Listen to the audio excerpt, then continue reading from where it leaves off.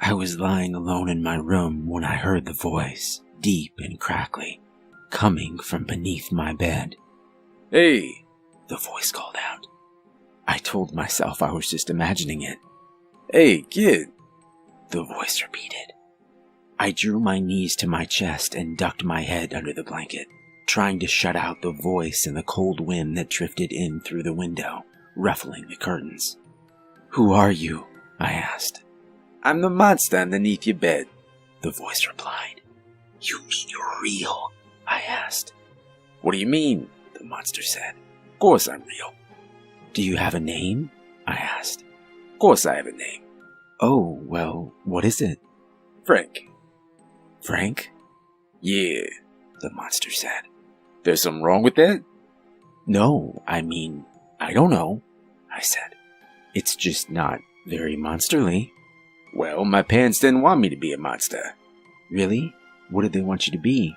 "A dentist." "That's funny," I said. I could feel myself beginning to smile. "What do your parents want you to be?" it asked. I don't know. Frank? "Yeah." Aren't you gonna, scare me or something?" "What? Why would I do that?"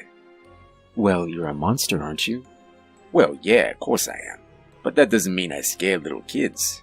"But I thought that was your job." "It is my job to scare people," he replied.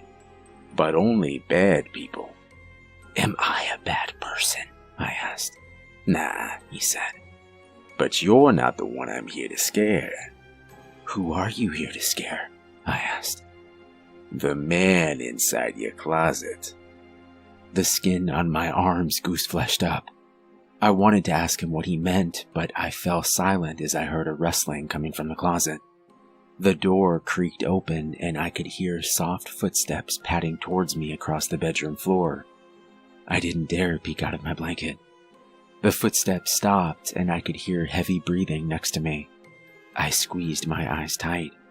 The warm sanctuary of the blanket disappeared as it was yanked off me. I hugged my arms around my knees and prepared for the worst. A scream shattered the night air, followed by the sound of breaking glass. I opened my eyes a crack to see a knife lying on the carpet next to my bed, blade glinting in the moonlight.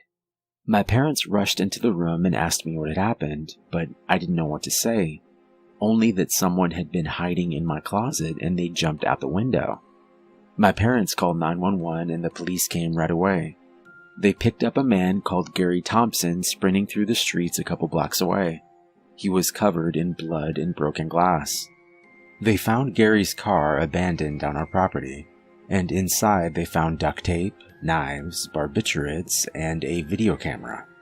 From what I heard, Gary's lawyer employed an insanity defense, and Gary is currently incarcerated in a state mental facility for the criminally insane. I never heard from Frank the Monster again, but the officer who arrested Gary told me that he sleeps on the floor of the facility. He tells the doctors that he's terrified of Frank, the monster under his bed.